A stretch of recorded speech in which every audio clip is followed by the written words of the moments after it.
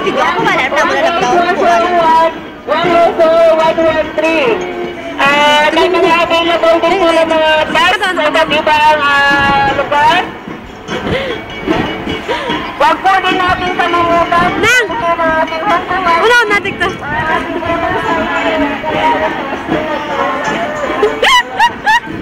Pakita na!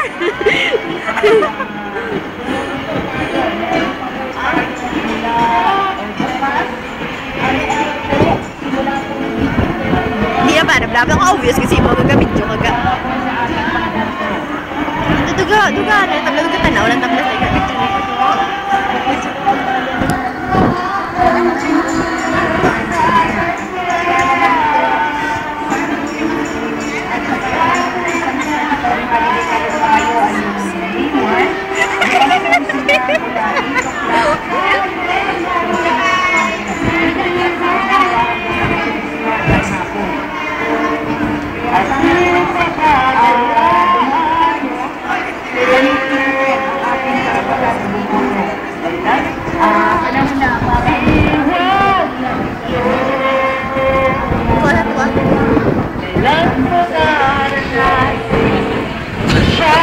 Pinoy sa Hong Kong.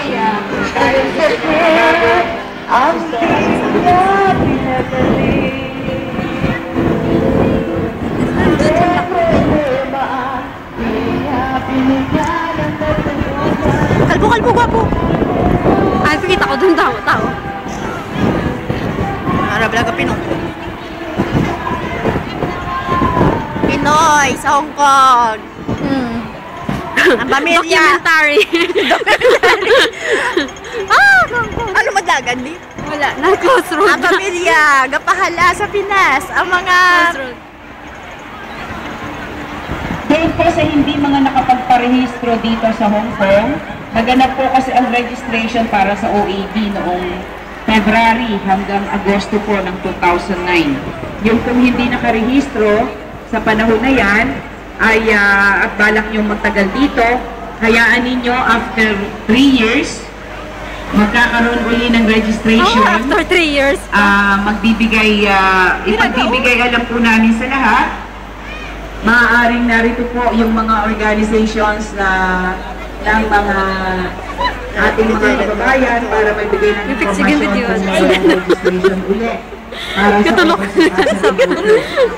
dito sa kaalaman ng lahat, ang mga Pilipino kung dapat bumoto ngayon kung makakaboto lahat dito sa Hong Kong ay umaabot po o aabot Oh, I see. Mahigit. Tingnan. Dira kami permi katambay. Diri kami permi katambay. Kung wala kami kwarta.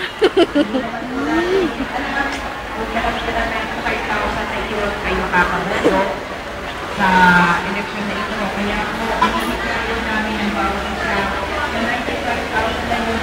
Si Blackman na rin, no? O, gani. Data masok kayo. Dakilang kunya. Hindi, nag-video na sila. Mga Pinoy sa Hong Kong.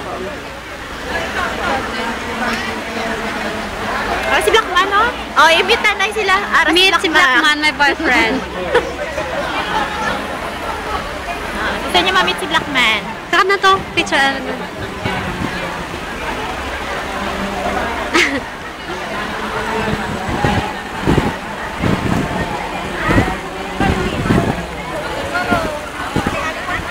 Nang!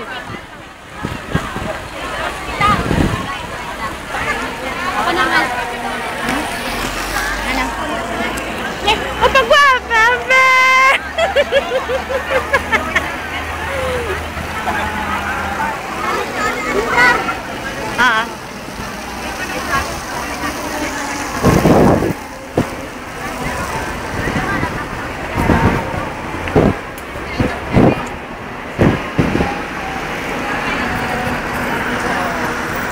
I-zoom to lang ano ba araw mga isa na naka araw